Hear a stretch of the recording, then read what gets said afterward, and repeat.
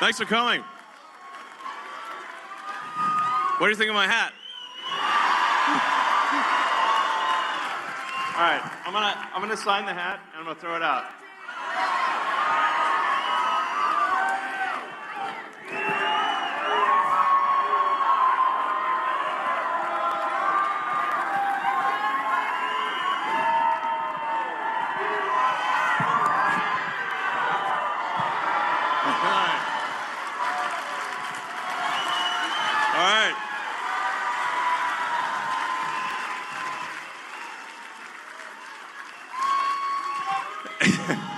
I love you guys too.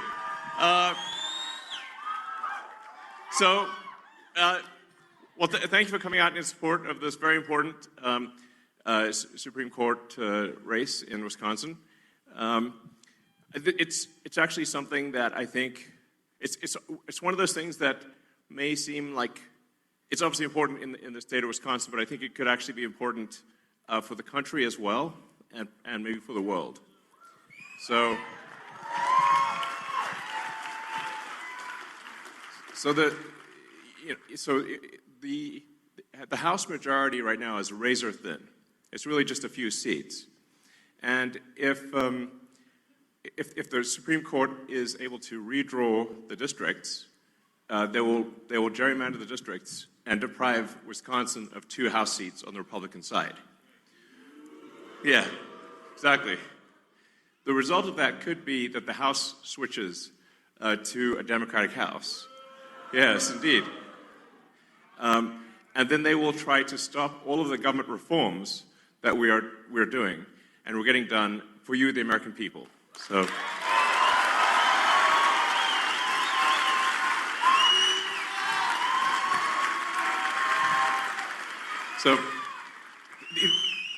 the reforms that we're getting done in D.C., thanks to President Trump and his great team, are really profound. Really, the goal is very simple. It's to restore merit and freedom. So that's what it comes down to. So America is the land of freedom and opportunity. So we want to restore individual freedoms, freedom of speech, just in general, get the government off your back. And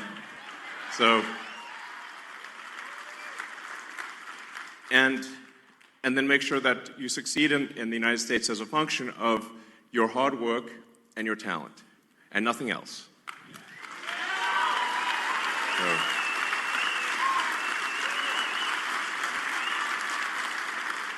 So these are really noble and important principles, and also, and I'll talk more about this, all night really, as long as you guys want to hear about it. But as you may have seen with stuff that we've posted on the DOGE.gov website and the DOGE handle on the X platform, there is a tremendous amount of waste and fraud in the federal government. Like, shocking, really. It's insane. Yeah, it's really wild. So, it was inevitable that at least a few Soros operatives would be in the audience. Give my regards to George. Say hi to George from me.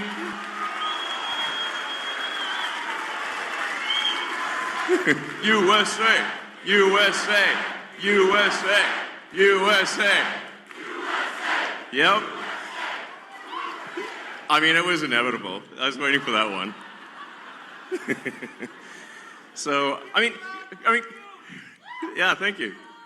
Thanks, guys. Isn't it shocking how much violence and hatred is coming from the left? Isn't it supposed to be the party that they claim to be the party of empathy, and yet they're burning Teslas and shooting up dealerships and calling for the death of the president and me? I'm like, guys, this is insane. Like, they're gone psycho. I mean, it's really, like, I totally understand if somebody doesn't want to buy a product. Yeah, it's up to you. It's a free country, but you don't have to burn it down. Okay? But much. That's somebody else's car. Leave it alone. Thanks, guys.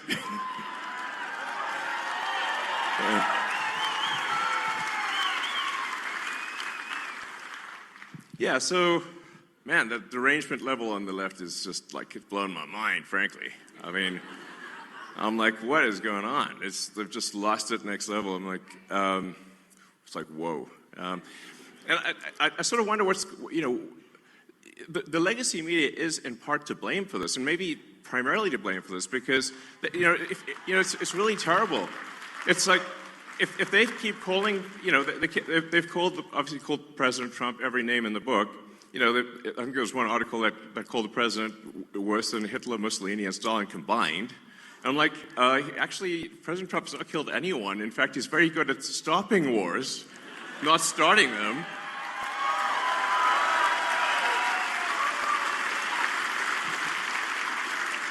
So, we're really very different. Maybe we need to add some more history lessons back in schools.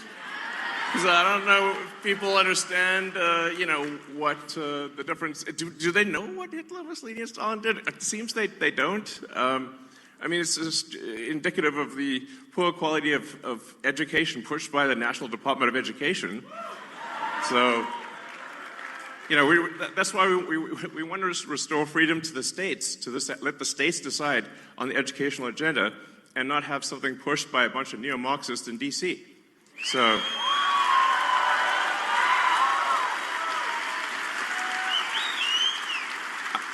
I mean, it is astounding how much anti-American propaganda is pushed on kids today in schools. It's mind-blowing. It's like, what the hell's going on, So, anyway. But on a more positive note, we have this petition, sort of against activist judges, because judges should be simply interpreting the law and not making the law.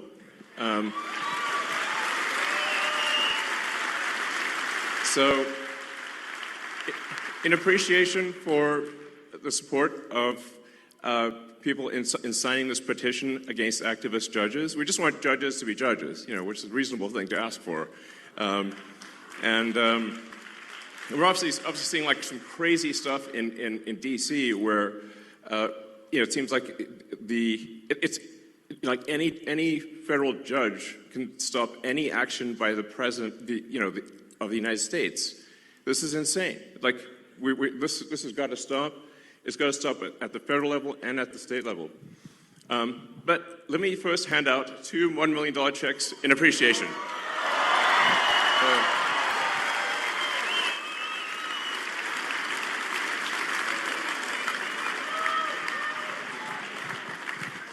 Okay, so the first check goes to Nicholas Jacobs.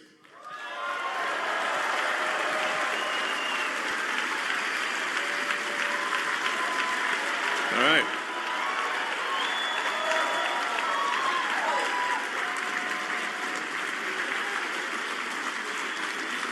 Now, I should say that the reason, the reason for the checks is that it's really just to get attention. It's like we need to get attention, and it's somewhat inevitably when I do these things, the sort of it causes the legacy media to like kind of lose their minds.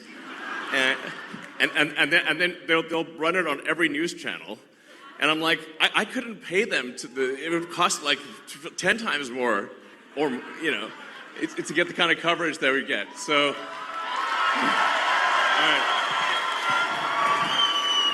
right, thank you so much. You're welcome.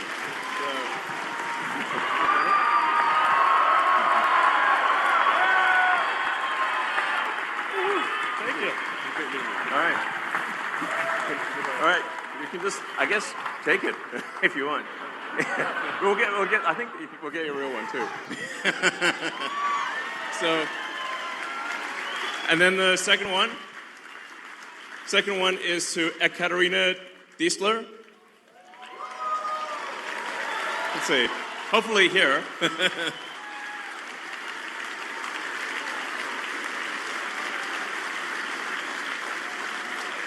So,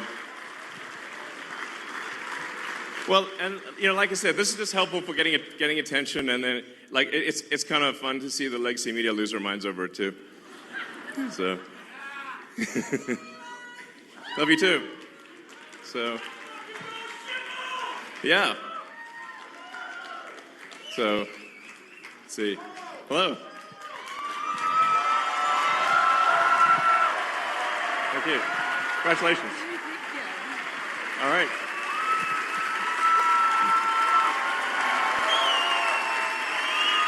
All right, congratulations.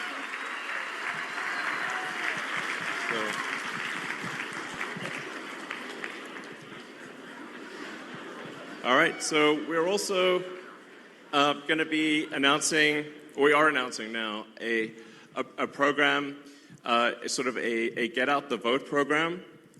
That's the webpage should be going live, I think around now, which is at the America PAC website, or just go to the America PAC X account. And the single biggest challenge, I think, is actually just making people aware that there is this very important election. And there's both the very important election for Judge Schimmel, as well as the deciding on adding voter ID to the Wisconsin Constitution, which is very, very important. So it's quite shocking that I mean, you can sort of tell where voter fraud is happening, where they ban ID, Like, why would you ban ID? Like, in New York and California, it's, like, illegal to show ID at an election. Well, I can't imagine why that would be the case. So two really important things is really just ensure judicial integrity on Tuesday, and then the voter ID thing. And, it's April Fool's Day. And it's like, I think most people aren't aware, like I said, most people aren't aware that there is this important election. Most people don't even know that there's an election at all. Or if they do, they aren't sure exactly when and where it is, and they aren't sure yet or they don't realize just how important it is. They think it's just, some kind of judicial thing that's not that important. But it actually, what's happening on Tuesday is a vote for which party controls the U.S. House of Representatives. That is why it is so significant. And whichever party controls the House, it to a significant degree controls the country, which then steers the course of Western civilization. So it's like, I feel like this is one of those things that may not seem that it's going to affect the entire destiny of humanity, but I think it will. No pressure. Yeah. So,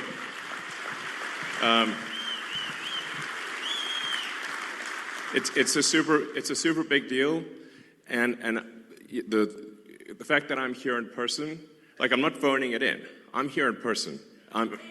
Yeah. So.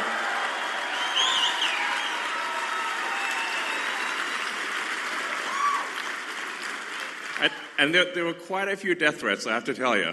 I was like, my security team said, well, it's actually gone down from yesterday to today. It went down from 18,000 to 17,000. So I'm like, oh, maybe it's getting better, But you can see like how crazy some of these people are. Look at the two sort of people that tried to assassinate President Trump. I mean, that was, and one, they both almost succeeded. So it's real. Like, it's not like some imaginary thing. So anyway, what we're announcing is kind of like a block captain program where somebody can sign up to knock on doors in their zip code and encourage people to make people aware that there is a vote, and then aware of how important the vote is. So you can sign up to be kind of a block captain for your zip code on the America PAC website right now. Yeah, And if you do, it's like basically $20 for just taking a photo with somebody. It's pretty straightforward. You just knock on doors in your neighborhood and give them either a digital or a paper, picture of, Justice Brad Schimmel. It can be an approximation. It doesn't have to be exact. But they just have to say thumbs up and hold a picture of Judge Schimmel. And that's it. And you get $20. It's pretty easy. It's easy money. So, but the whole point of it is just to make people aware of the election and say that there is an election. It's on Tuesday, and it's super important. Please vote. So.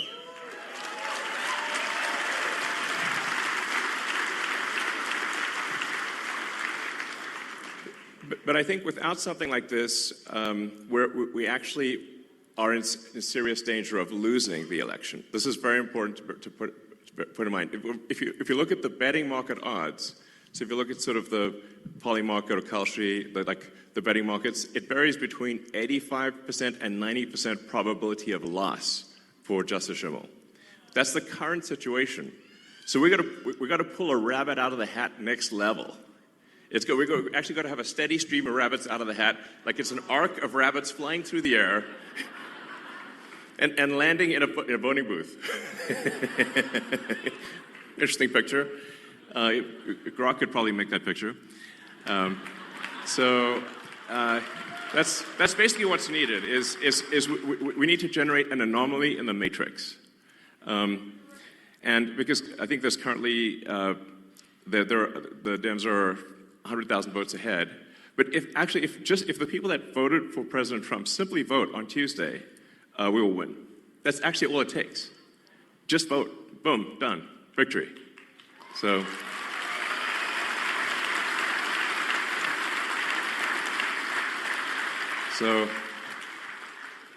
We basically need to dragnet the state. It's like everybody's gonna mobilize everywhere like crazy for the next 48 hours. And I think this will be important for the future of civilization. It's that significant. So you don't hear me saying that very often. It's a big deal. So vote for Super Judge Schimmel. I call him Super Judge Schimmel. So,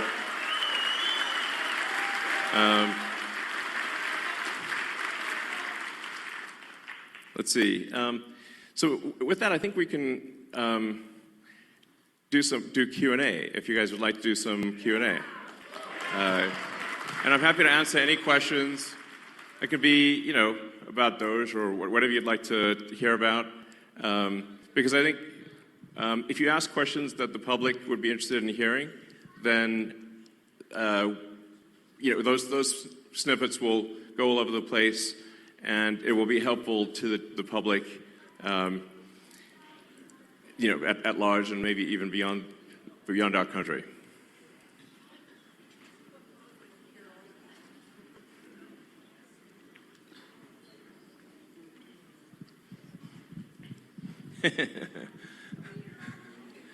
So let's see.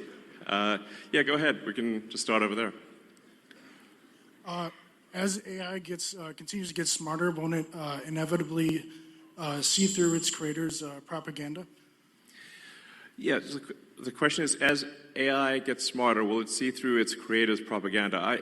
I hope so. I think you can sort of think of an AI as it is somewhat nurtured by its creator.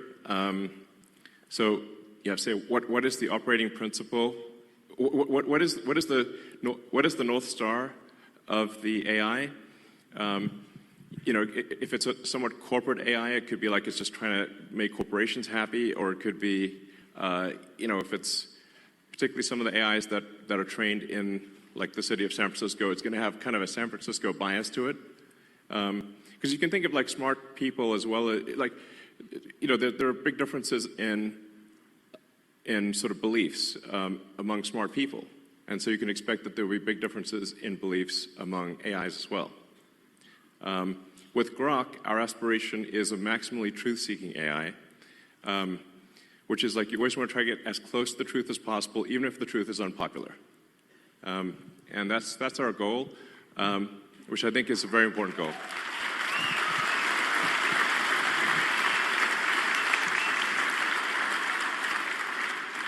Hey, nice shirt. Oh, thank you. First of all, path of exile for life. But more importantly, as we see the whole world has turned to a fear-based mobilization effort. And we've seen that translate into violence. And the right's not immune to it because it can hit everybody's psychology. Sure. How do we beat that with optimism? Because that's going to be crucial to avoid mass eruption of conflict. Yeah, I mean, there does seem to be, you're right that the right is not immune from sort of hate and violence. It's not like nothing, but it does seem weirdly heavily weighted towards the left. I mean, like, I haven't seen anyone tearing off like a Biden-Harris hat. Like, we're just like, you feel a bit sorry for them, like, oh, maybe they're wrong there, you know. But you see people tearing off MAGA hats. And someone just, you know, I saw a video just today where somebody was just on an escalator, a woman was on an escalator wearing a MAGA hat, and someone going the other direction tore the hat off her head. And I'm like, what, that's rude, you know? In fact, I sort of find myself in a strange position because I didn't think of myself as right. I thought of myself as centrist. But then the left went all the other way in the other direction, and now everyone's a Nazi, you know, before you know it. And I'm like, wait a second, do you know what that means? Obviously not. So, but yeah, I mean, I think, you know, I believe in peaceful discourse and that, you know, we make arguments, verbal arguments, and the people decide which way they want to go. But you know, we don't engage in sort of shouting people down or violence or burning things or shooting things. That's how democracy is supposed to work. Is peaceful discourse. So. My question is about U.S. aid. Has the DOGE team found any evidence that any of the radical left Democrats like Maxine Waters, Adam Schiff, Chuck Schumer have received money directly from USAID? And if so, will we be hearing about that evidence anytime soon? Yeah. So there is a massive amount of corruption. But it is circuitous. So what happens is there's money that, obviously it's your taxpayer money, that is then sent to various government organizations who then send it to NGOs, which an NGO is a non-governmental organization, but obviously if it's a government-funded non-governmental organization, it's just an organization, it's just a government. And effectively there's a giant fraud loophole, which is that the government can send money to an NGO that is then no longer governed by the laws of the United States. So they'll send the money overseas to one NGO, then it'll go through a bunch of them, and then I'm highly confident that a bunch of that money then comes back to the United States and lands in the pockets of the people you just mentioned. But it is a circuitous route. It's not like it doesn't go directly, but let's just say that there's a lot of strangely wealthy members of Congress where I'm trying to connect the dots of how did they become rich while how'd they get 20 million if they're earning 200,000 a year? It sounds, nobody can explain that. So something's, yeah, we're going to try to figure it out and certainly stop it from happening. So.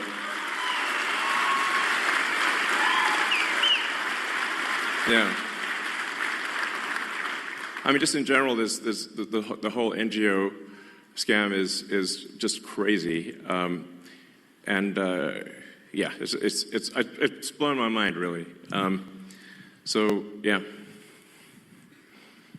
Most of us here are aware of social media censorship, and I know you're keenly aware of it. Thank you for turning around X. Awesome. Welcome.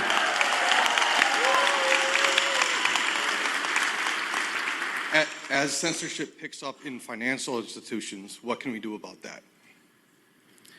So are you referring to offering financial services by X?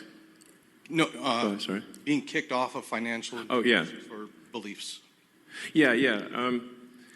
Well, certainly that won't happen during the Trump administration. Hopefully that can be enshrined in law, which is part of the reason why we need a Republican Congress. So you didn't see any Republicans kicking Democrats out and debanking Democrats, but there were a lot of Republicans that were debanked, thousands, which is really outrageous. So I say it does seem kind of one-sided, you know, this like trying to ruin people's lives and financially and violent protests overwhelmingly comes from the left these days. You know, it's like, and whereas the right is polite, you know, and fair as far as I can tell. So, yeah. Go ahead. Thank you for being here. Your comment kind of about the Matrix is kind of ironic because my husband and I watched the first Matrix and the sequel yesterday. My question is, when so much of social media nowadays, you know, whether it be X or YouTube or whatever, is kind of curated to like a person's particular beliefs, or even where we have protesters that show up to town halls or potentially are paid. How does America kind of come together? And it used to be where you could have a conversation and have discourse like you discussed, Right. and still be friends even if you disagreed with kind of some of their statements. When you talk about knocking on doors, like to different people's house, like one kind of fear that I have is like, even if you talk to somebody, everybody has their own sets of beliefs and their own truths. So I guess how do you get through that? Yeah, well, I think what we saw there for quite a while was that all of the legacy media and all of the new social media were in lockstep together. And they were all parroting the same left-wing talking points. And they were suppressing any dissent and any so-called right-wing or frankly even centrist views. And with that's why I felt it was critical to acquire Twitter, now X, in order to enable that dialogue. So it's certainly a step in the right direction, and I think you've seen now once X was willing to break ranks and not censor Republicans, then you saw others also start to move in that direction. You know, it looks like, for example, Facebook and Meta, you know, yeah, they have certainly, Mark Zuckerberg has stated that they will be doing a sort of community notes based on the community notes of the X platform, and as opposed to having sort of far left censorship bureau, the sort of, you know, the woke Stasi essentially reviewing things. So that's a step in the right direction. You know, there's maybe some hope for the CNNs of the world. There's like with Scott being on there, he's great. You know, he's like. I'm sort of hopeful that things that are moving in the direction where different points of view are espoused on or you know heard on legacy media and social media. So I guess maybe I'm actually a little bit optimistic about the future. You know, on the X platform, you know, we don't prioritize you know one side or the other. We try to be as fair as possible, and I will reply to you know prominent Democrats even if they sort of say terrible things about me. So you know, it's like, yeah, we should have this discourse, and so I kind of think, at least on the media front, things are going in a good direction. But on the but I am kind of perturbed by the sort of how aggressive these protests are. You know, where it's like, you know, there are people at these protests calling for the death of the president and death of me and, I don't know, probably death of others. You know, that's the kind of thing that's not cool, you know. At the risk of saying something outrageous, calling for murder is not cool. Yeah. So.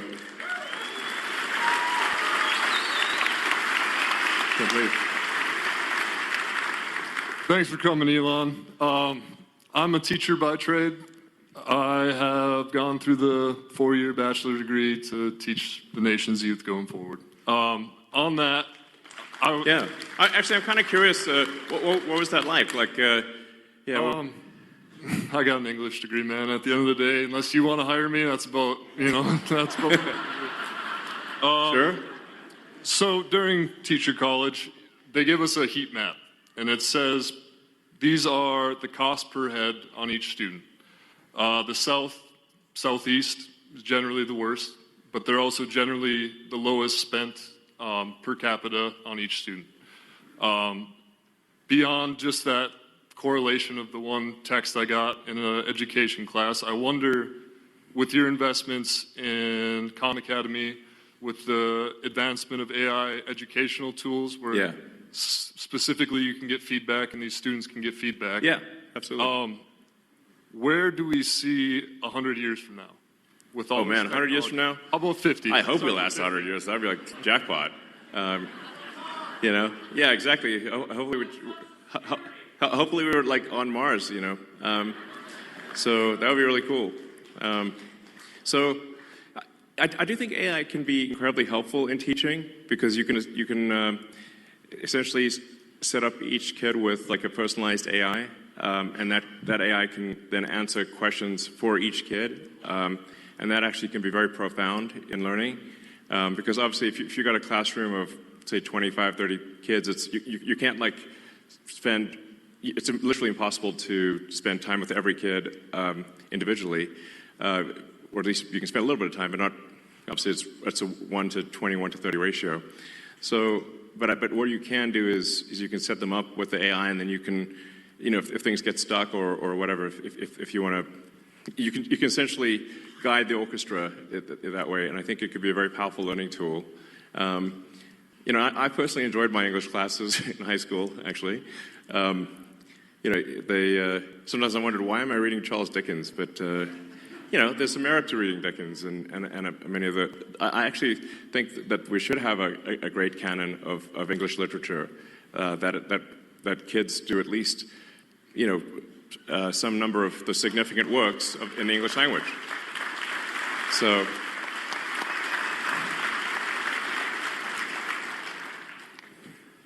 I mean, this, yeah, it seems like very obvious to me, but yeah.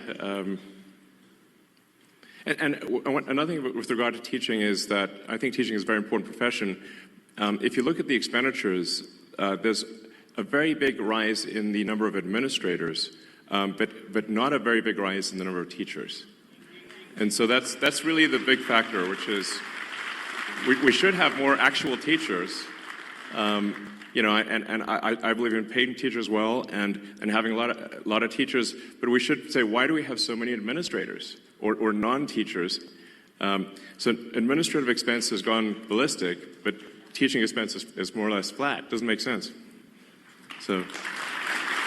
First, I would like to apologize to you on behalf of America for the idiots you have to deal with for what you're doing for us to improve our country. Second of all, my question is, what is your opinion on the Federal Reserve, and do you have any intentions of doing anything with them? And the Fed.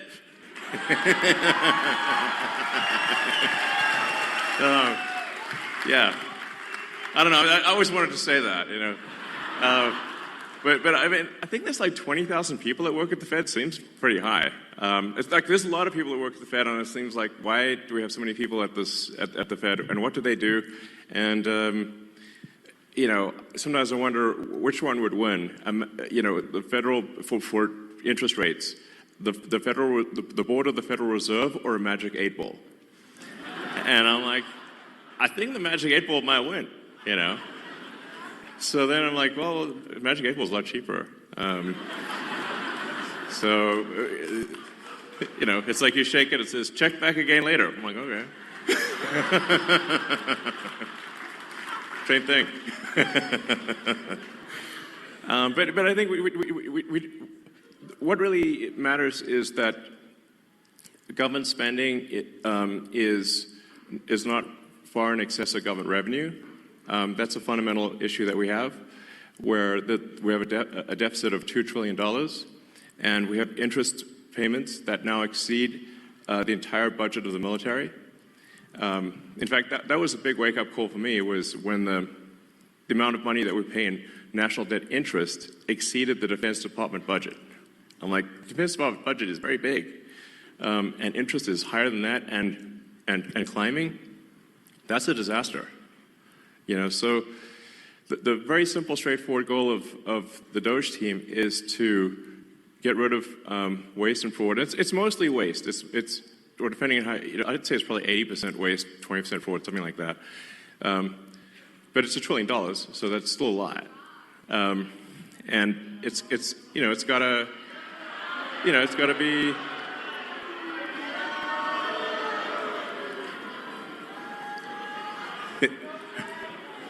We got another Soros sleeper agent there.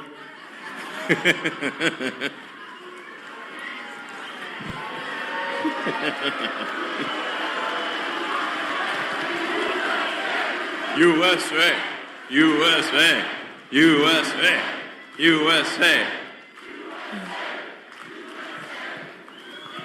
So, I mean, to be clear, the very simple thing we're doing, and we post everything publicly on the DOGE website, which is just to look at every expense and say, is this actually a good use of your taxpayer dollars?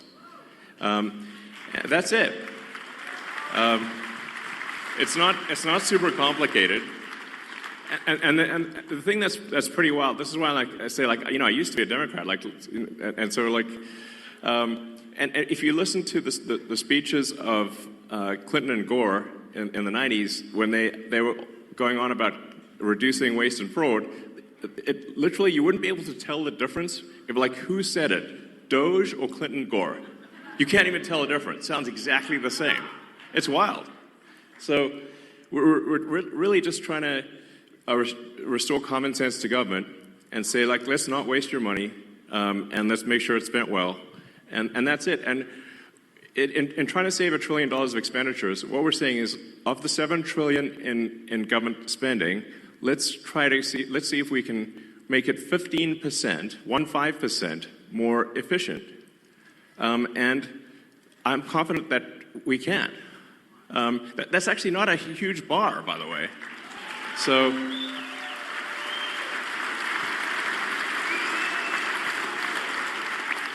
and when you see the crazy things that the government is spending money on, you can see a list of some of them. You know, so, like, I don't know if we should be spending money on transgender comic books in Peru. That doesn't seem like an ideal thing to spend your money on. You know, why would we do that? If somebody in Peru wants to do that of their own accord, that's fine, but it shouldn't be your money that does it. So it just, and you know, we shouldn't be paying rent on empty buildings. And you know, if I do think there is a role for government, but we just need to make sure we're just going through and saying and doing what I would call like an excellent and necessary and reasonably trusted review of organizations and personnel. So is this person doing a good job? Great. Is the role necessary? If so, that's good. And are they reasonably trusted, meaning they're not a psycho? Like, we're not talking about like political affiliation, just that they're not crazy. So, you know, what's wrong with that? I'm like, sounds super normal to me. So that's it. Now, in this process, one of the things that we've discovered, which is, I think, on the fraud side, which is a really big deal, is that the Democrat administration, the Biden administration, has basically taken every arm of the U.S. government and bent it towards creating a financial incentive for illegal immigrants to come to the United States. Now, this is every part of the government. So like Social Security, Medicaid, unemployment insurance, disability, even the IRS. So you can like fill out a fake tax return and say you need a tax. Maybe I shouldn't tell people this, but it'll actually work. I mean, mostly. There's some chance you'll get caught, but if you fill out a fake tax return, you can just get a tax refund, even though if you didn't pay taxes. So we're trying to stop all these things, to say like, okay, well, let's stop the waste and fraud, and we also need to turn off the massive financial incentive for illegals to come to the United States and stay in the United States. And this is really the thing that is causing the Democrats to lose their mind. You know, because they're actually spending, at this point, tens of billions to attract and retain illegals in the United States. It's really on that scale. It's a gigantic number. And the goal is to turn all the swing states blue. That means Wisconsin. So that's the goal. So with the asylum program, if they can get a green card within a year, and then they can get citizenship as quickly as 4 years after getting a green card, because the first year of being an asylum counts for the 5-year citizenship waiting period. So this is a very big deal. So a number of friends of mine have actually joined the government and in order to help with this process. And I'd like to welcome my friend Antonio Gracias to the stage.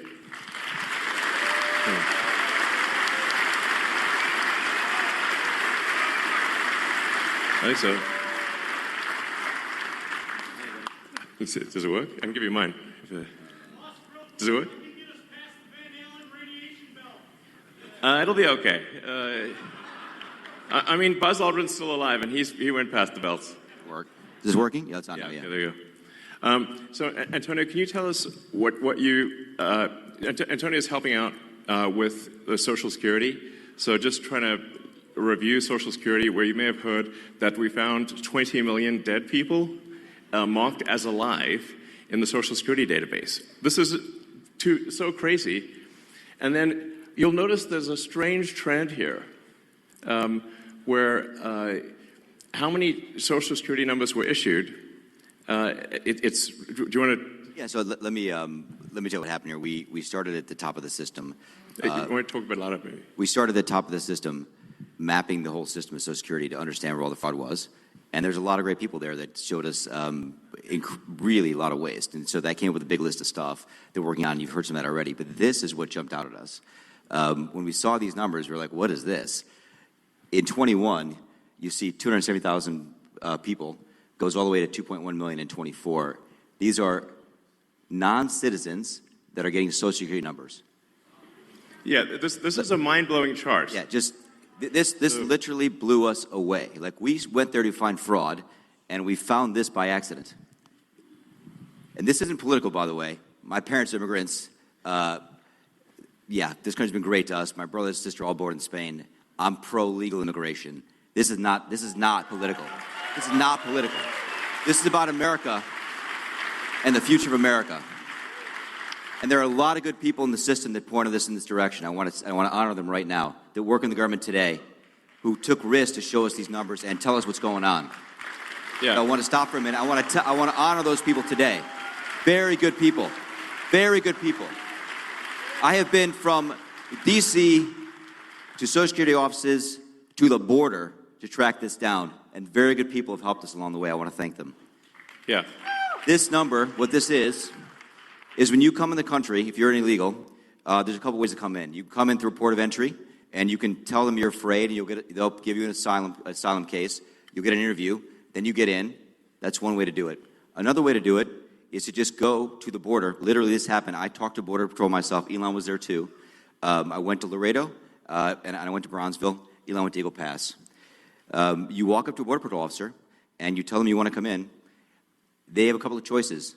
They could charge you with a misdemeanor or a felony under 1325, or they can make it an administrative offense, like a parking ticket, basically. They were told to do that, make it an administrative offense under the last administration. And then you go walk across the border. They do what's called a release your own recognizance, and they give you an NTA, notice to appear, which to appear to judge. The wait times on judges are like average 6 years. Look at Grok, you'll see it on immigration judges. There's only 700 of them. This is 5.5 million people, okay? So what happens then? Once you're in the country and you got asylum through one of these pathways, and we've mapped the whole thing out, you can apply for a work document. You file a 765, it's the work form. You get this form called the 766, that's the authorization, and then Social Security Administration automatically sends you in the mail your Social Security number. No interview, no ID. This is worth just reiterating. It's not people sometimes think that under the Biden administration that he was simply asleep at the switch. He wasn't asleep. They weren't asleep at the switch. It was a massive, large-scale program to import as many illegals as possible, ultimately to change the entire voting map of the United States and disenfranchise the American people and make it a permanent, deep blue, one-party state from which there would be no escape. Look, if I hadn't seen this myself, I'm not sure I'd have believed it. I went through it myself and mapped it, and Elon is right. This is true. The defaults in the system from Social Security to all of the benefit programs have been set to max inclusion, max pay for these people, and minimum collection. That's what's happening. We found 1.3 million of them already on Medicaid, as an example. We've gone through, on every benefit program we went through, we found groups from this particular group of people, this 5.5 million people, in those benefit programs. And then what was really, really disturbing us was why. We're asking ourselves why. And so we actually just took a sample and looked at voter registration records. And we found people here registered to vote in this population, yes. And who did vote? And we found some by sampling that actually did vote. And we have referred them to prosecution at the Homeland Security Investigation Service. Yeah. Already. That is already happening. Right now. Yeah. And the truly disturbing thing, though, I just want you to know this, a truly disturbing thing to me, and the darkest thing about this to me, the voter fraud is terrible, but the human tragedy this created is extraordinary, because what you don't understand, and people don't know, and Americans need to know, that's why I'm here, is that human traffickers made $13 to $15 billion off of this, okay? That's the money that's going around the world, moving people around the world to our borders because of these incentives. How does it work? What happens? Hey, if you're in Africa and you're in Central America, you got to walk up through Mexico, through Central America. Who do you pay? You pay the narcos, you pay the traffickers, right? And we were told by ICE, it's between $20,000 and $500, depends where they pick you up, to walk across all those countries and get all the way up to the border. Where's that money goes? It goes to the cartels. It goes to human traffickers, right? There are 30,000 children that have not appeared on the notice to appear already. ICE knows this. 30,000 children, 270,000 children didn't even get notices to appear. ICE told us that kids are being trafficked back and forth across the border to complete families to make this easier. This is a human tragedy. It's not just the money, it's the people and the kids. And how many of these people died on the way up here that didn't make it in? What happened to them? We created this system here that created a incentive for people to come and be taken advantage of by these traffickers. And how do you think they get paid? Well, you're in Africa, Central America, you got $20,000 or $10,000 or $5,000 to pay these traffickers? No, you don't. What happens? You come in, then you owe them the money. You're an indentured servant. If you don't pay them, what happens? What do? They kill your mother, they kill your brother, they kill your family. What happens next? That's what we discovered. And I have to tell you, it's tragic to me. The tragedy, the human tragedy this created is extraordinary. That's the real problem. This is America. We don't do this here in America. Yeah. We don't do this here in America. People come here legally, and that's great. Elon came here legally. My parents came here legally. That's the way to do it. This is outrageous. Yeah. It's pretty wild. I mean, you can see, because there's still actually a lot of people out there, especially in the sort of center third of the country, that somehow think this is made up by the right, or it's like some fiction. It's not, that is somehow not true, but it is absolutely true. And you can see that if you look at things like the state of New York, which tried to make it legal for illegal immigrants to vote in the state of New York. That was only shot down by the New York Supreme Court a few weeks ago. And California has made it health care available to all illegals in the state. And they initially claimed that it would only cost $3 billion. It's now $9 billion and climbing. So it's really, if you create a massive financial incentive for people to come to the United States illegally, then that's what they will do. It's a very sort of, it'd be strange, it'd be odd if that didn't happen. So the thing that actually has the Democrats losing their mind by far, the real reason for these attacks and sort of the burning of the cars and everything is that we're going to turn off the payments to illegals.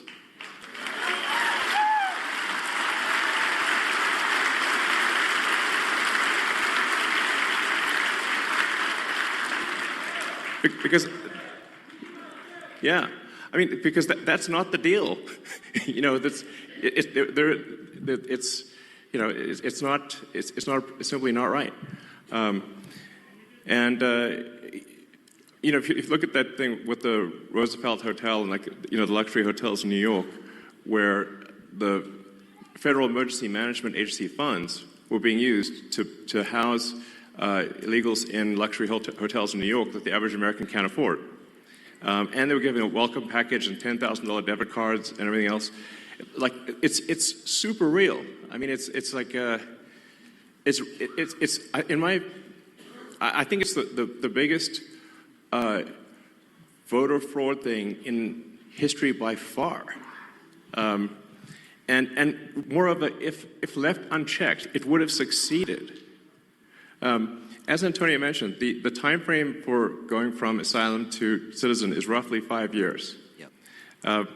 And so all of the people that came in on that chart that you saw, if the machine behind the Kamala puppet had won, then, you know, they change out the puppet, but it's the same machine. Then they would have actually legalized all those people, and there would be no swing states. And they added more.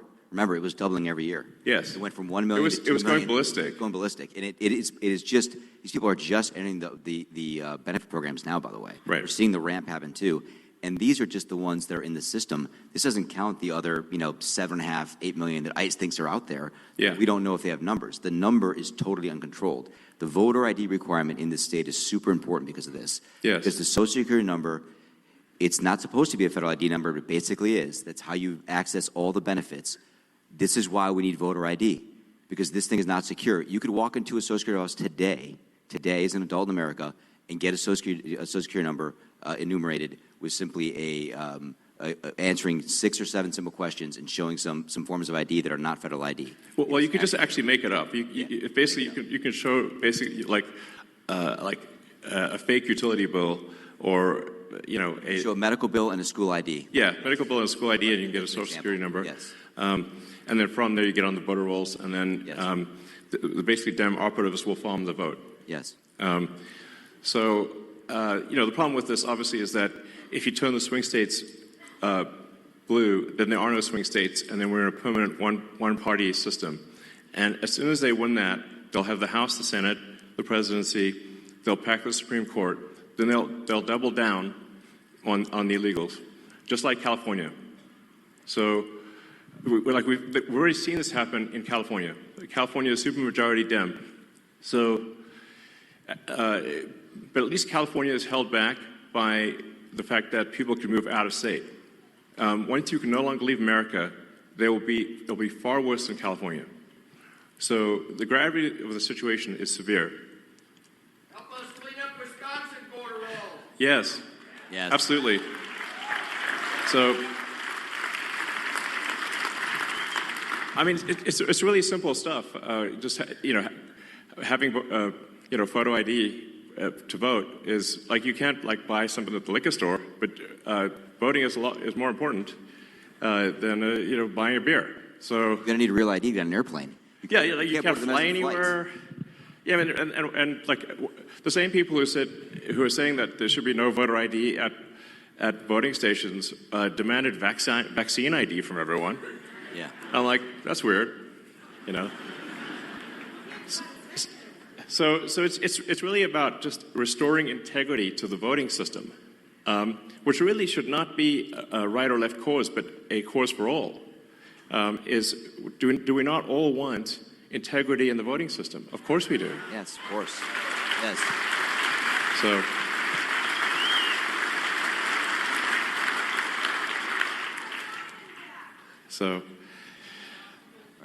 Well, you're welcome to hang out and see. Maybe there's some questions people. Let's see. We'll go. Hi, Elon. I also am a teacher. I was a teacher in Colorado for 8 years, high school Spanish. But I moved here last year and got to vote in Wisconsin, where my vote actually mattered, and I'm so glad. That was amazing that we got Trump elected. Yeah.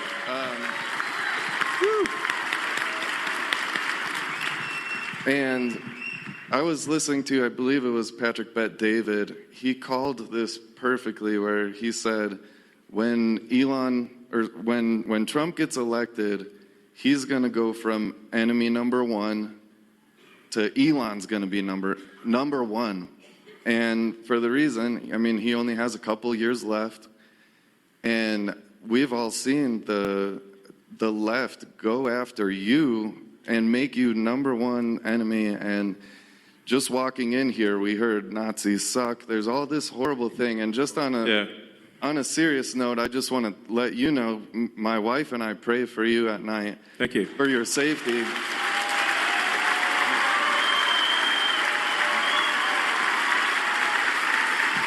And guys. Yeah. Thank you. I got to watch my hand gestures these days, you know. Yeah. But I think this one's safe, you know. You know, it's like can't wave to the crowd. You don't know what'll happen. And I've been a fan of yours for like a decade, and I've been a walking Tesla ad to anybody who talks to me. Even though I never had a Tesla until I came to Wisconsin too, and it's 10 years old, but it's the best Model S I've ever had. Thank you. It's incredible. Thank you. But I just wanted to ask you if it would be okay. I brought my dad with me. He's a pastor, and I just thought, if it's okay with you, I would love for him to say a prayer for you as well, for your protection. Sure. Thank you.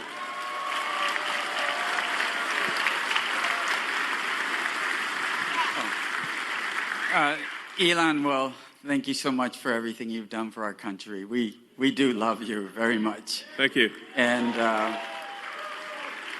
as a pastor, but just as a person, right? And even if I wasn't a Christian, and I know not everyone here is a Christian, but I think there's quite a few of you here and who are.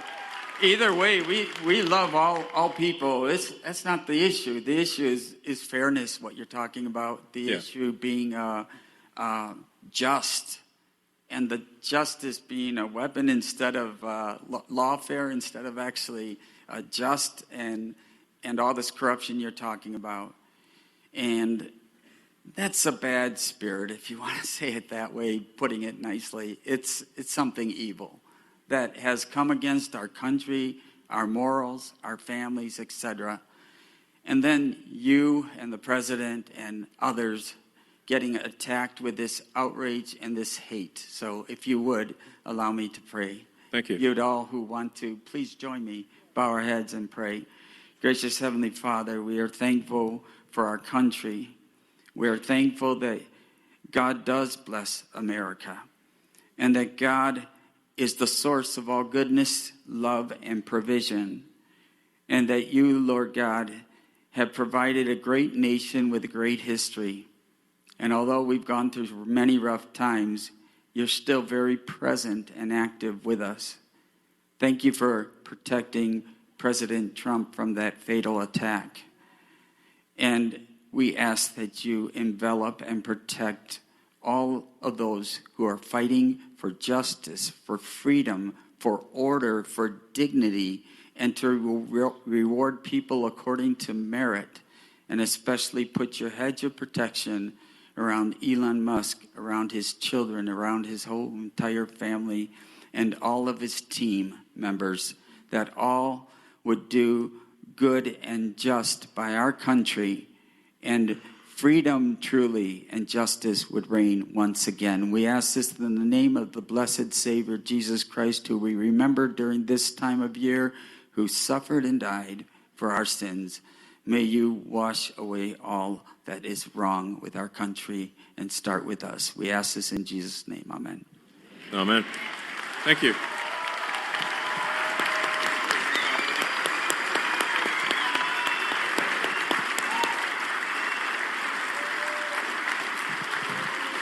Thank you very much.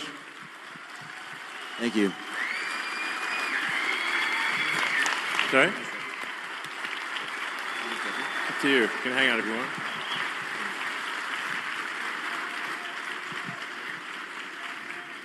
Well, that was beautiful. That was beautiful. It's, I think we're going to need divine protection, frankly. Hey, Elon, I'd like to start off by thanking you for all that you've done for our country and the world as a greater whole. And I mean that from the bottom of my heart as well. I had a question for you. As you go about your decision-making at DOGE, how are you able to keep your moral North Star and not set precedents when it comes to overstepping democratic processes simply because the end justifies the means, and have outcomes similar to the last election with Democratic presidential candidate being appointed without due process that just further polarizes the country? Sure. Also, on a side note, one more thing. Do you see a place in the long term for decentralized technology in society and government? Yeah, I mean, to answer the second question first, I think generally it's good to have decentralized systems because the more centralized something is, the more power that is in any one single entity, the more corruption you're likely to have. So decentralization, I think, is good to minimize corruption. Then with respect to DOGE, I mean, as I said, we're trying to be as literal as possible. It's the Department of Government Efficiency, and it's just literally going through and saying, okay, this money was spent. Is it money that most Americans would agree is sensible, or is it not? If it doesn't seem sensible, then we, say, well, we shouldn't spend that money anymore. We should stop it. So, and then we post we try to be as transparent as possible. So all the DOGE actions are posted on the doge.gov website and on the DOGE handle on X. So if people disagree with something, we can say, well, which part do you disagree with? When I get these sort of attacks of like, oh, it's unconstitutional, I mean, like, well, which expenditure is unconstitutional that we have stopped? Because then they don't know, actually, because they haven't actually looked at anything.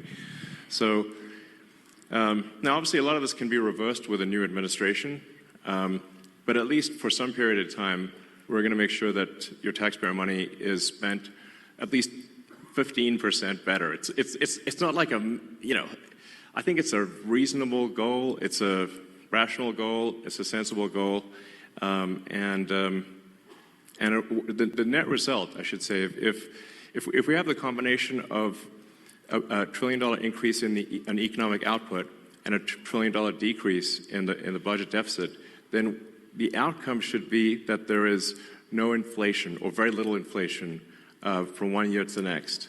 So at the end of next year, the prices will be at the grocery store will be very similar to what they are right now, which means that standard of living will actually probably be higher, a little bit higher. Whereas we've had rampant inflation to date, and inflation is really just a pernicious tax that has been used by governments throughout history. And it's very tempting for governments to use inflation as a tax because it's indirect. People see the prices rising at the grocery store or for goods and services or for houses, and they tend to blame the store, but it's not the store, it's the government. The government has reduced the value of money, and as a result, prices rise. So by by reducing waste and fraud, we'll essentially make the economy more efficient, and we'll shift people resources from the government to the private sector. And that will result in an increase in the output of goods and services, and so the average standard of living will therefore rise. So they're trying to make economics sound very complicated, but it's really not that complicated. The standard of living increases when the output of goods, average output of goods and services increases per person. There's basically more stuff, therefore you have more stuff to divide across the people. That's it. You can run this sort of thought experiment and say, like, if there was 100 people on an island, and you'd say, well, how many people do you want farming, fishing, making stuff, versus, doing regulations? You would say, like, oh, you wouldn't want, like, 20 people doing regulations, You'd be like, oh, that's too many. Well, then maybe you'd want one or two. I don't know. Maybe none. Ideally, zero. I'm all for small government, by the way. I think that really, yeah.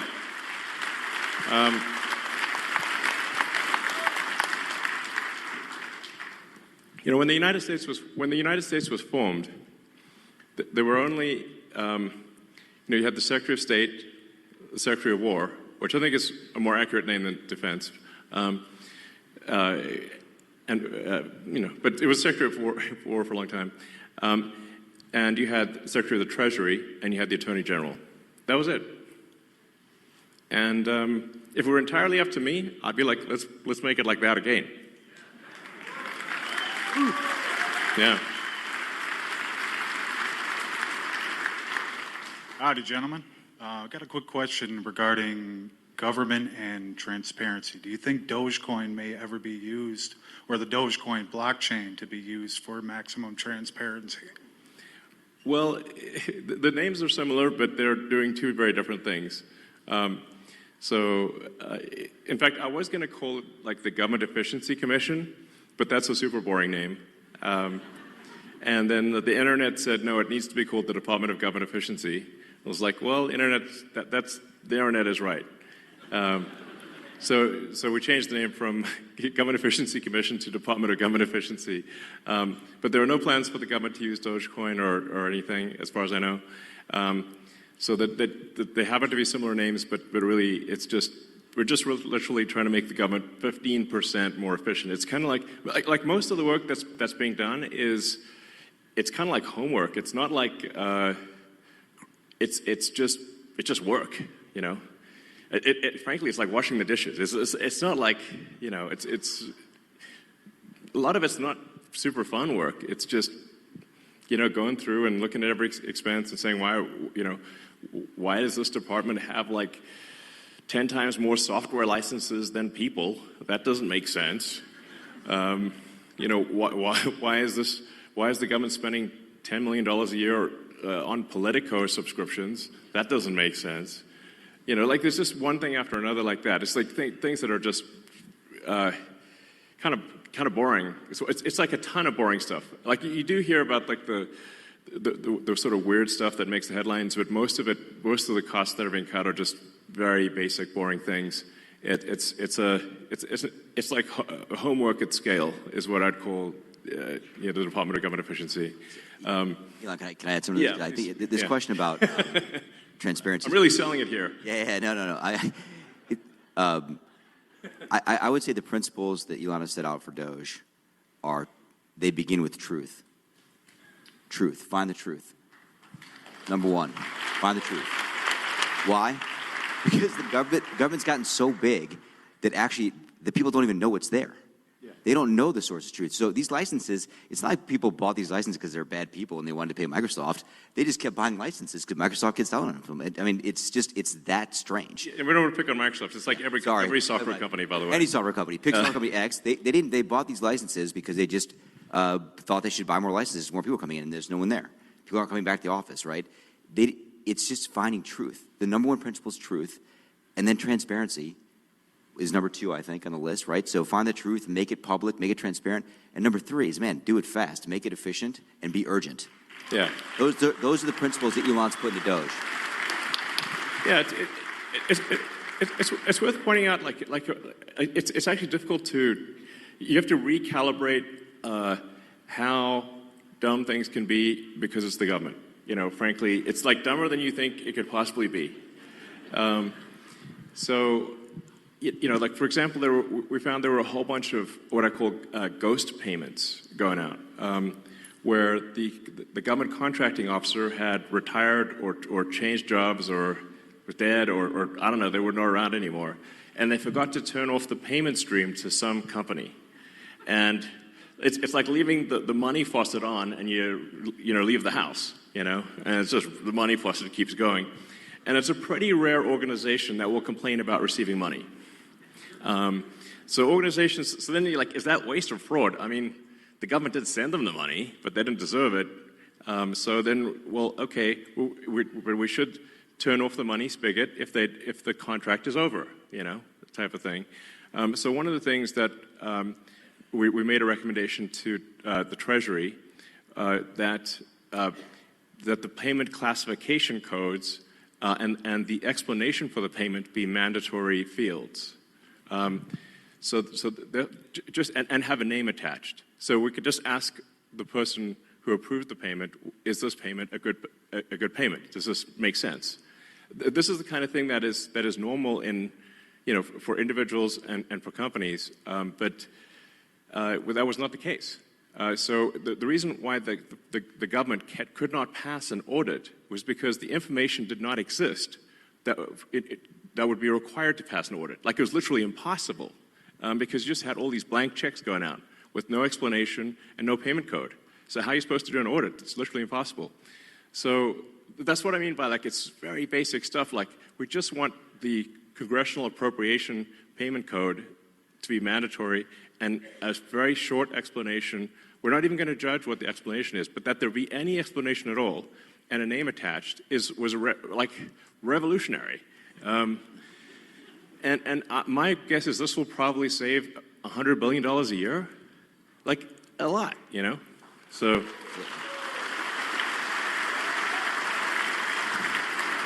Maybe I could tell a little story from Social Security Administration that people might like to hear too, which is at Social Security Administration, they have passed their audit actually. They've got, I don't know, about 100 material deficiencies, but they passed their audit. When we looked at the balance sheet, we found that $800 million had fallen off the balance sheet last year. $800 million. What do you mean it fell off the balance sheet? It's exactly the question I asked, Elon. Thank you. Where did it fall to? Exactly, where did it fall to? So I asked the auditors to come in. It's like a comedy sketch, Exactly, comedy routine here. Where did it go? Exactly. But wait, where did it go? Exactly. So here's what happened. I asked the auditors to come in. I won't give the name of the auditors. Come on in. And I asked the audit partner myself. Where did it go? What does fell off the balance sheet mean? Is that a gap term or non-gap term? I've never heard that. What does it mean? Well, the payment plans, because under the last administration, you could pay if you got overpaid on Social Security, like if you were getting SSI or a disability and they paid you too much money, you got a job, but didn't tell them, they paid you too much money, they dropped that payment plan to $10 a month max. So the payment plans went out past the system date. So if I remember correctly, it was 2047. Payment plans out past system date. When it went past the system date, literally, it fell off the system. Okay. It disappeared. And the officers were supposed to, the technicians were supposed to put notes in the system that this was going to be collected. The notes were so bad, the auditors concluded this could not be collected, and we literally lost $800 million. Gone. Okay. And I said to the auditor, how could that possibly be? And she said, well, it's not really material. It's a $1.5 trillion program. I said, well, it's material if it's your money. Is it in the computer? It's not in the computer. It fell off the computer. Is it in the computer, like Zoolander, the computer. That's in the computer. Disappeared. $800 million just disappeared. I mean, it's crazy. So there's it's one nutty thing after another like that. It's I mean, it's crazy. Anyway, we're just trying to basically fix the computers so that we know what the heck's going on. It's just like, please. And like I said, being fully transparent with the American people, so you know exactly what's going on, and just making sure that Anyway, money is not wasteful or fraudulent. One interesting statistic was that 40% of the calls into Social Security were fraudulent, like meaning that it was someone trying to get a Social Security payment that was going to a senior to go to instead to go to a fraud ring. So that was almost half of the phone calls were fraudulent. Probably the other half were people asking, what happened to my Social Security? This is true, actually. Hey, where did what happened? This is bananas. Yeah, I mean, we found this, actually, the people there at Social Security knew this was going on. And they had been complaining about it for a long time, and no one fixed it. These were mostly criminal rings outside the country, in other places in the world that are jamming up the phone systems, calling in, using just these six simple security questions, because you can actually, this was how crazy it was, you could change your direct deposit information at Social Security by simply answering 6 questions on the phone, like your mother's maiden name, your date of birth, etc. Like stuff you can find on the internet. Easily found on the dark web. That's why it was so easy. It was a huge, huge exploitation, super open door. I mean, the bank vault was open, and the criminals ran right in and took the money, and they took it away from our seniors. Mm-hmm. Right? So what happened is, if like my dad's 84, he'd go get it, thought his check was supposed to be in the bank account, wasn't there, then he's got to go through a whole process to get the money back from the government, which takes a long time. It's the government, right? So we put in a very simple 2FA system. All this nonsense you see in the media about, we turned off the phone lines, whatever, not true. All they did actually, we recommended to Social Security that they put in a very simple 2FA system, and they will... Two-factor authentication. Two-factor authentication. They same kind of thing you do at the banks. Like, pretty simple. If you have a bank account, you do this. And you know what? They did it. They said, yeah, you're right, we should do that. They went and did it. Good for them. They did it. No one had the will to do it. They did it. And they're going to keep increasing security. We've given them a lot more recommendations, and they're on the road to increase security, stop all this nonsense, so our seniors and our people that are disabled don't get stolen from. Yeah, this is really worth emphasizing, because like the radical left are saying that like somehow we're stealing Social Security. Like, first of all, I don't need the money. Okay, in fact, it's costing me a lot to be in this job. You had like Tim Walz dancing on stage showing a chart of Tesla stock, which is a really awful thing for him to do. Because what they're trying to do is put massive pressure on me and Tesla, I guess, to I don't know, stop doing this. It's my Tesla stock and the stock of everyone who holds Tesla went roughly in half. I mean, it's a big deal. So not only am I not getting I'm not getting paid, definitely not stealing money, and would never get away with it.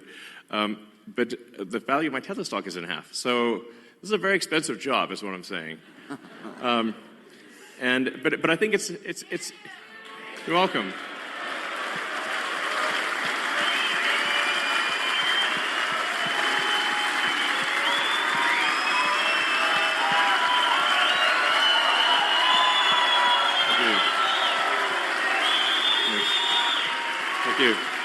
Thank you.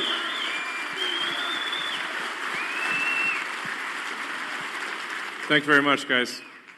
But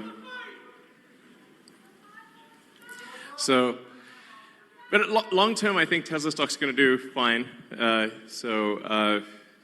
it's a buying opportunity. But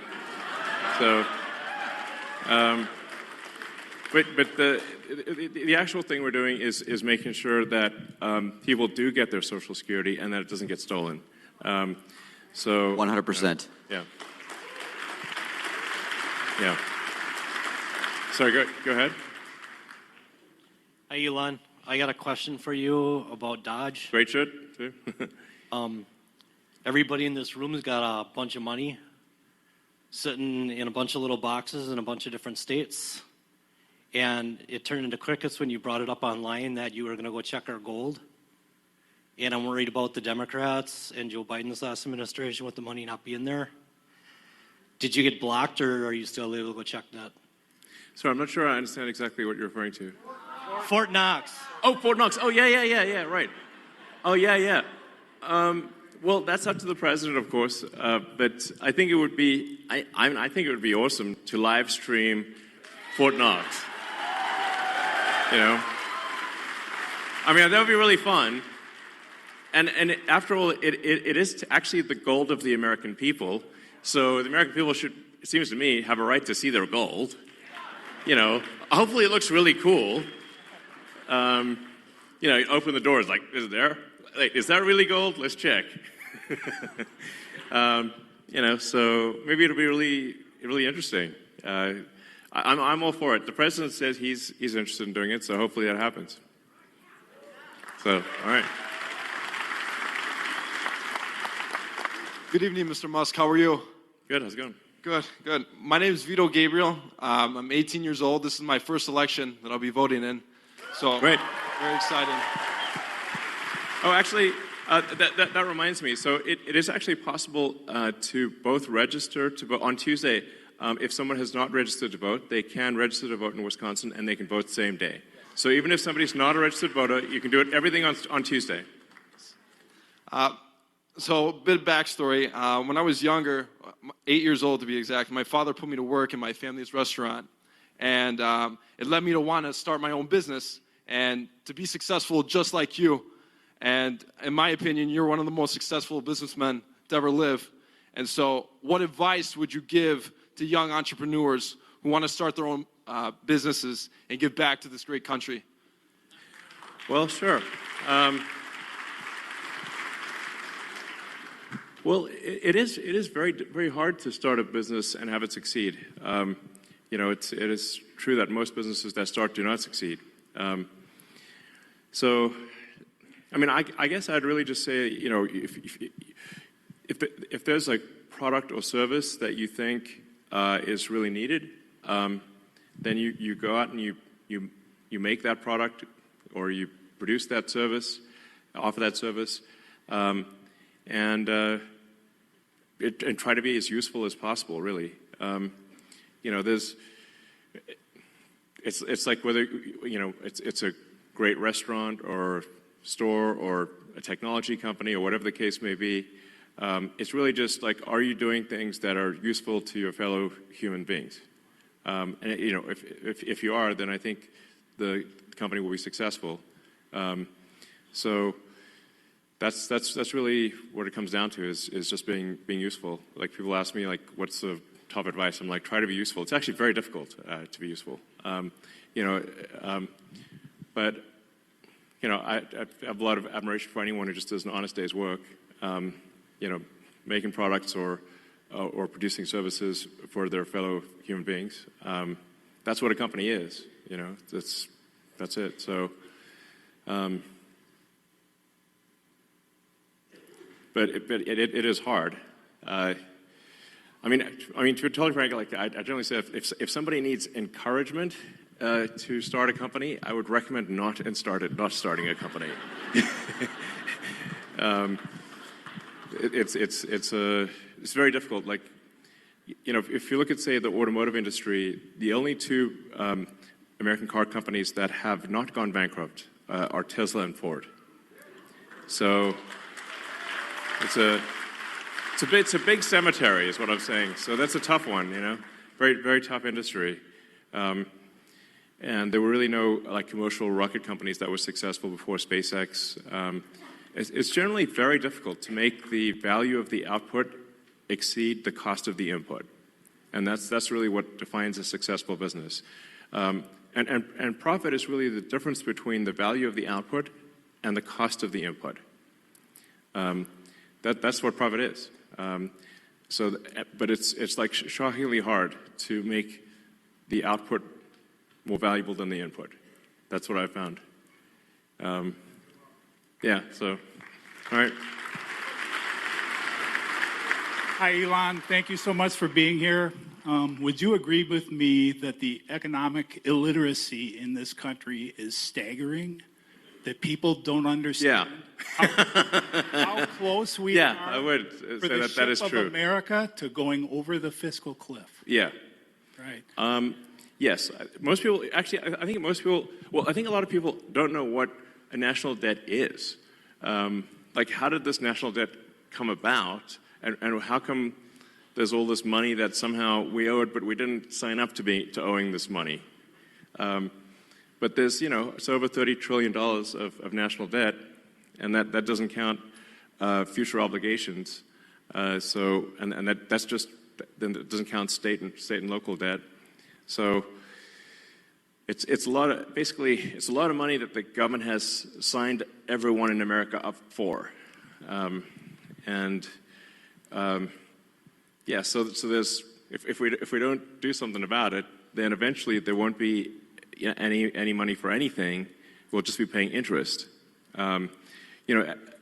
a company, so I should say, a country is much like a person. It's just bigger. A country is a collection of people. But just like a person can go bankrupt, a country collectively can also go de facto bankrupt, essentially by diluting the currency to where it's worthless.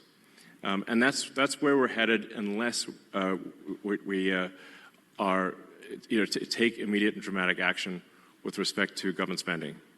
We're in deep trouble, basically. You've seen this in places like Venezuela, Elon. Yeah, exactly. So you see it in a lot of countries where it's, I think things have gone to hell in a handbasket, and it's like we just need to not do that,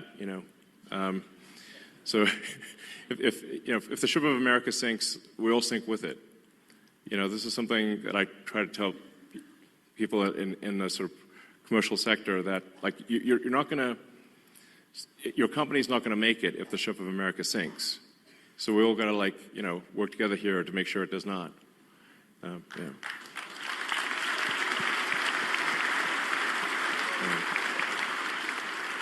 Antonio, feel free to ad-lib as you wish. I know. Right. This is the only place left to go. That's great. Right, exactly. I don't think we can run off to some other country and be okay. It's America, I will die in America. I'm not going anywhere. I will too. I mean, I might go to Mars, but that'll be part of America. Yeah.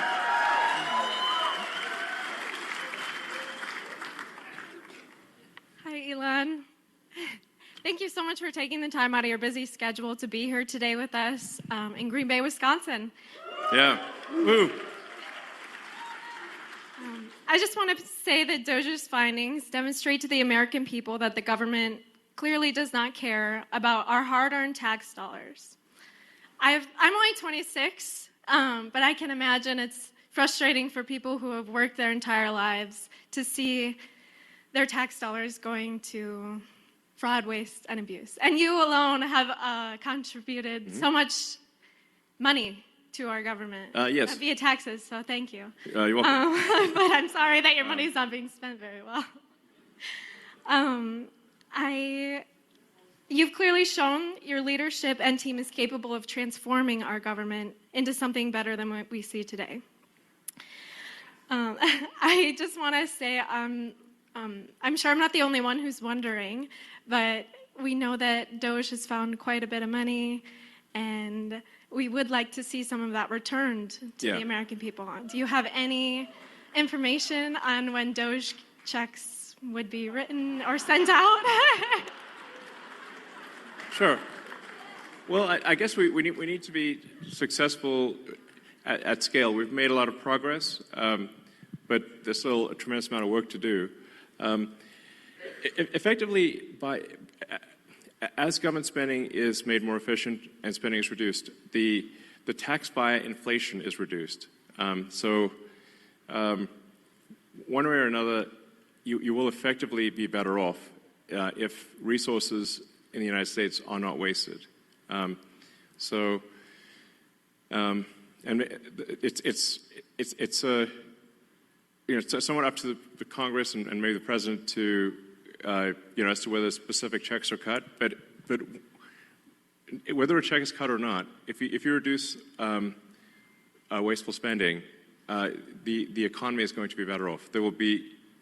People will do more useful jobs than before. The total output of goods and services will increase, and then the average standard of living will increase. So that's yeah.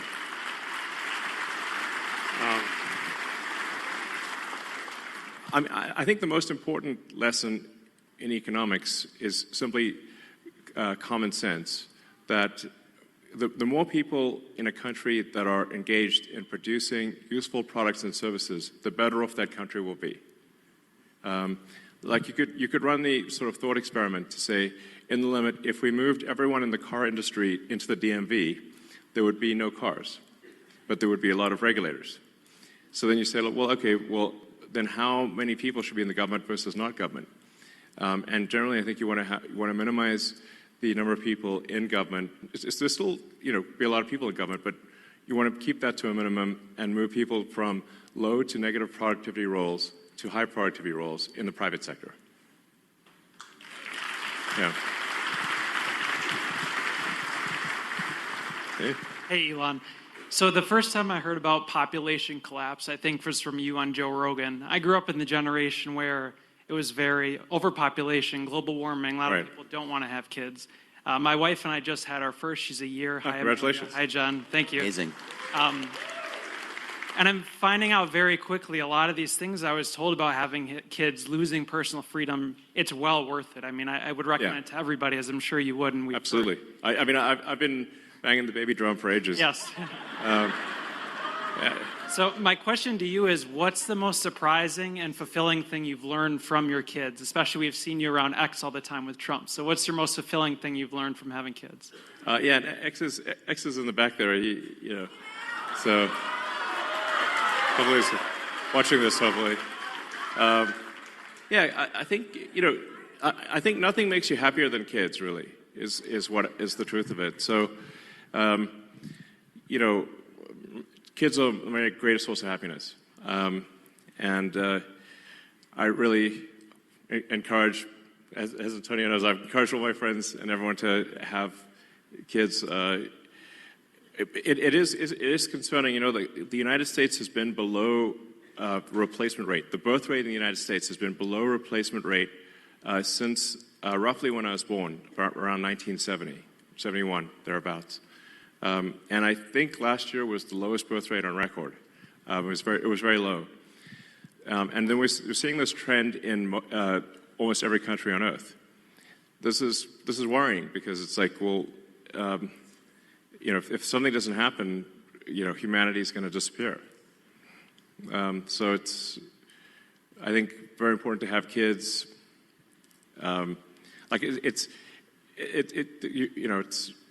Kids will make you very happy, but there's also we got to keep humanity going here. No humans, no humanity. It's Elon practices what he preaches too, by the way. He's having lots of kids. Sorry? You practice what you preach, and yeah, for sure. And he tells all his friends to do it too. I can tell you that for sure. For sure. Yeah. So, all right. Hi, thanks for coming. My name's Adam. I'm a postal worker. I'm wondering if you could give some insight into some of the reforms or changes that DOGE might be looking at for the Postal Service. Well, actually, perhaps I can ask you what should DOGE be doing with respect to the Postal Service? I'll write you a letter. Okay. I suspect you've seen that things are not entirely perfect in the Postal Service. Yes. So, I mean, obviously, it's delivering mail and packages is very important. There's a reason for why the Postal Service was created. But I haven't really had a chance to look at the Postal Service yet, but okay. I have a little detail on the analysis if you want. Do you do? A little bit. Okay, sure. Yeah, I mean, I wouldn't say that, I want to be very general here, but there is this thing about, you could tell us, there's this thing about large volume users of Postal Service versus small volume users, right? So some company, please. I've heard of that, yeah. Yeah, I mean, you probably see it, right? You see, there are some companies in the world that use the Postal Service a lot and pay the same rate as everybody in this room that uses it a little bit. Does that seem fair to you when you see it on the front line? I can't really say. Well, he can't say because he works there. You work there, okay. Doesn't seem fair to me. I don't work there. So, I mean, there's a bunch of questions about this people are asking that I think are interesting in the analysis. And when you look at the source of truth and the data and you make that transparent, I think it's going to be obvious what the right answers are. Yeah, it seems like some companies are not being charged the right amount for package delivery. And there's probably more administrative overhead than there should be, would be some safe guesses, I suspect. Those are good guesses. Yeah. Good guesses. All right. Elon, how are you? Yo, good. Hey. How's it going? It's Yeah. Adam, your #1 reply guy on X. Hey. With Scott Presser. It's good to finally meet in person. Cool. So I'm glad you like a lot of my stuff. Yeah. Constantly replying to my stuff, liking my stuff, and I love to create material because I'm a former Democrat myself, just like you. Yeah. And I want to help bring over moderate voters from the Democrat Party who are disenfranchised. Yeah. And I'd love to be able to create more content to help you out, to help us win more elections, to win the midterms of 2028, and on Sounds and good. on. Would I be able to get a follow from your main because you follow me from your old cyber gamer? Oh, I did. Okay. Yeah. At this point, yeah, sure. I'll do that. Sure. I mean, it's right now. I used to only follow maybe a few hundred accounts, and it was possible to read most of what they posted. But now I think I follow like 1,100 accounts, which makes it impossible. So like it's just like I can only see a few things that people post at random, essentially. Yeah, but I'm trying to digest as much information as my human brain can manage. But yeah, thank you for your engagement, and just in general, like trying to report on what's really happening is great. Thank you. Thank you. Mr. Musk, thank you so much for being here and bringing attention to what's going on with our Supreme Court here. It's very important, and I think it would have gotten no attention, not even half of what it's getting now, if you hadn't stepped in, for good or bad, Yeah. negative press and good press. We thank No, you for that. exactly. Totally. I mean, obviously, for any kind of special election, is going to get a small fraction of the attention of say a presidential election, and then normally an election for a judge would not be that big of a deal. It just so happens that in this case it could decide the control of the U.S. House of Representatives, which is a huge deal. Yeah. My personal experience with Judge Crawford, I am a family that she moved a pedophile right next to our home. What? Really? Yeah, it is a true story in the ads that you're hearing from Mr. Schimmel. I am one of the homeowners that had to live next to him for many years, unaware. So the letter that I wrote to her, I'm sure, played into what we're experiencing now in family court. We're veterans 20 years. It just was not good for him. It was not good for me. And we're trying to work through our family court situation. But what we're realizing is the two strategies that they use are indoctrination or intimidation. And if you step up and say, we're a practicing Catholic family, the result is her band of merry rogue judges and the court affiliates and the commissioners will flood the family court, have flooded the family court system. Yeah. So I guess my question would be, regardless of what happens with this very important vote, let's not forget what's happening in the family court system in Dane County, Wisconsin, that's being flooded with these rogue judges and affiliates and commissioners who then, if you don't subscribe to what they're saying, they will just wipe out your ability to raise your family or proceed with your family in a way that you feel your culture dictates, your religion dictates, your financial background dictates. It has gone completely bananas. And I'm wondering what you can do to keep the light shine on our court system in Dane County. It does have a lasting effect on families, and it will breed out our ability to raise our families in the spirit in which we feel is most healthy for our young, our children, and the sanctity of our family. Absolutely.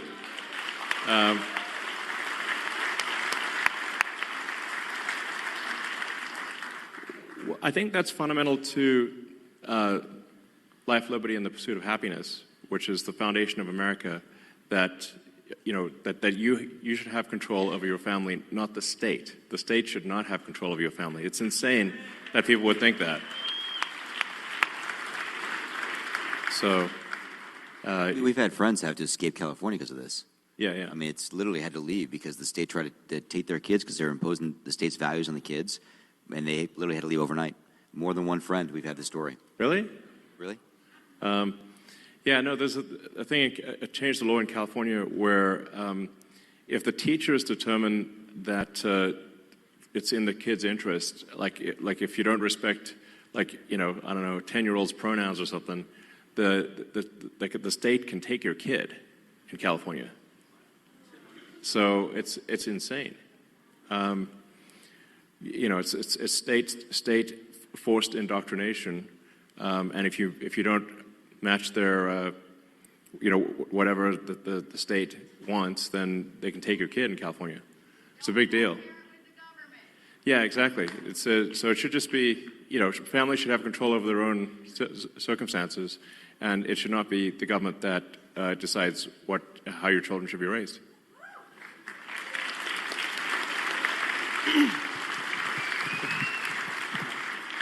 Hey, Elon. My name is Josh. There's a lot of questions, I see. There is. We were going to answer everything at this point. So, I'm sorry. Please go ahead. Sorry, go ahead. Thank you for taking the questions. Yeah. A lot of people, I agree. So I was wondering, I noticed that there was a second Mechzilla being built at the Starbase. Are we going to go for a launch for the Artemis mission coming up? I mean, that's a very sort of space question. So there are two towers in South Texas, and then we're planning to build two towers at the Cape in Florida, and then probably some more elsewhere in the future. But there'll be twin towers at the Cape and twin towers in South Texas at Starbase. So, all right. Hey, Elon. Good to meet you. Thank you for everything you're doing for the country and the world. Yeah, thank you. I have two questions. They asked me to keep it short. Sure. When do you envision solving blindness and bringing that to the masses where it'll be for everyone? And the other is, is robo-taxi on schedule? Yeah. Well, there's certainly a wide range of questions tonight. Yes, so for Neuralink, we've actually had, Neuralink has had in monkeys a working,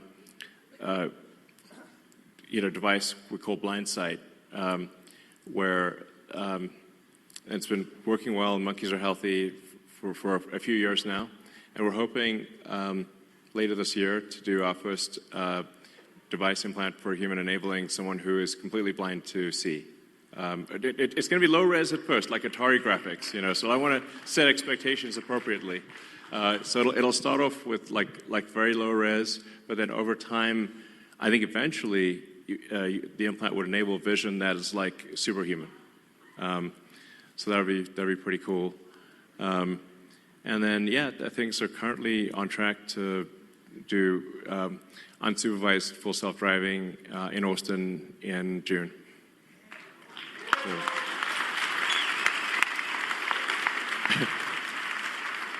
So I think we probably we'll take maybe 4 more questions, so just 2 from that side and 2 from that side, and then we'll call it a night. So go ahead. Oh, thank you so much. First of all, you are beyond absolutely legendary and an absolute true hero, so thank you so much for everything you're doing, achieving, accomplishing. You've done so many impossibles. It is astonishing. Thank you. But my name is Brian Wright, and I've been filming from last year all the way into this year a docu-series on finding peace. And during this election year, the episode was how many lines do we actually need to cross in order to be able to find peace? And I wanted to ask you, where do you feel like we are in this divide? Are we so far divided as to where there's no coming back to the middle, or where do you see us being? Yeah, we should restore the Smith-Mundt Act so that the government cannot spy or issue propaganda to the people. I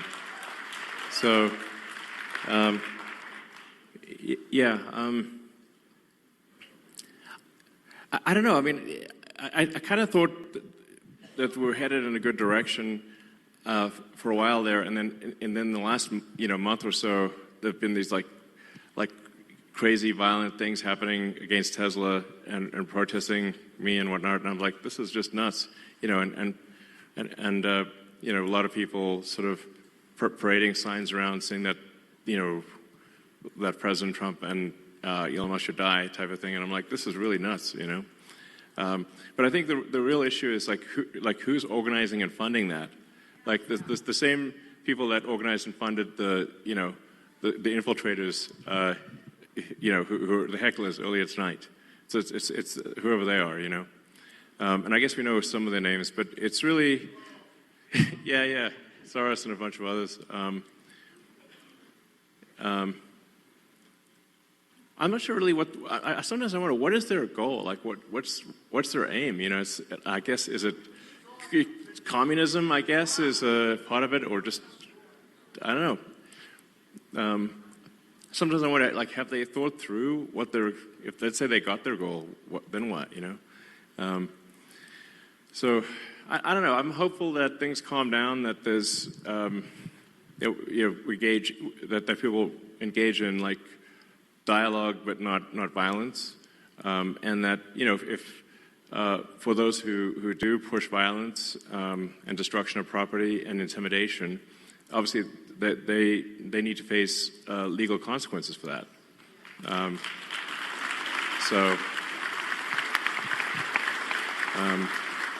And the president has said that needs to happen. Obviously, if people are pushing violence and destruction of property, that is against the law, and they need to face the consequences of that. So, thank you. Yeah. Thank you, Elon. I constantly hear that the DOGE efforts are going to do things like take away Social Security payments and reduce other government payments like that. You've touched on it tonight, but can you you've discussed this at length over the last few months. Yeah. Can you talk again about how the DOGE efforts are actually going to affect things like the payments and other programs like that? Yeah, I guess it would be helpful because so I can just state it as crisply and clearly as possible that DOGE will absolutely ensure that people get their Social Security, make sure they get their Social Security, make sure they get their Medicaid, and will not be cutting any legitimate payments whatsoever. Crystal clear. I will just add to this. I've been there, working there, and I spent about the first 3 or 4 weeks of my time in the Woodlands actually working in Social Security Administration. 100% what Elon's saying is true. Nothing has happened on the ground that would impact the level of payments going to people that legitimately are owed those payments, period. A lot is going to happen to people that are stealing from the system. Yeah. Yeah. They're not getting the payments. And you know who's screaming? They are. Because they're committing fraud. And we should take that away from them. Because they're stealing from all of us in this room and our parents. And they're going to scream loud. And it's going to get louder. But thank you for asking that question, because it is something that, as obvious as it sounds, it's a great question, because we just need to be very crisp and clear. DOGE will make sure you get your Social Security. DOGE will make sure you get your Medicaid. There will be no cuts to legitimate payments whatsoever.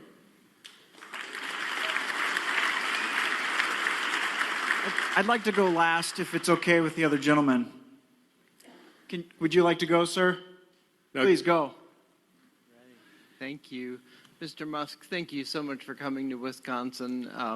I just want to thank you for calling out bad ideas on X. You do that like every 30 minutes, and if I don't see something, I'm like, wow, is Elon okay? Yeah. Yeah. And we all know that ideas have consequences, and bad ideas have victims. And thank you for speaking up for victims. And a few nights ago, when you spoke with Brett Baer, when you were being interviewed, and he asked you, what keeps you up at night? And like that other question, you answered. And you paused, and it was depopulation. And I was waiting for you to say, like, oh, the death threats against my life, or the national debt, but depopulation. Yeah. Depopulation is a really big deal. It's not on people's radar. Why is that? Well, I think we haven't yet evolved to deal with depopulation. I guess it's something we better evolve to deal with, or we're going to disappear. And once the depopulation wall starts rolling, it seems to gather up speed. I mean, you can look at sort of cases like Korea and Japan, which are, much further ahead or behind, depending on how you look at it. But like the population decline there is much worse. Japan is an absolute population decline, so they're losing about, I think, roughly 1 million people a year population, and that's going to accelerate. Korea has only a third replacement rate, which means that in 3 generations, the country will be 3 or 4% of its current size. Like basically, all that'll be left is a small portion of the capital city. And I keep waiting for the birth rate to turn around, but it doesn't. It seems like population collapse accelerates. That's why I think it's a very serious matter. If you believe in humanity at all, you should care about this a lot. And then, that's sort of, but that's a sort of long-term thing. And the short-term thing is that America needs to be financially solvent. That's what DOGE is about, trying to just make sure America is financially solvent. And then there's also the risks of AI. So we want to make sure that AI is maximally truth-seeking, and ideally has sort of values that most Americans would agree with. That it's a pro-human AI, that it wants to foster the future of humanity. Those are the things that I think about. So, thanks.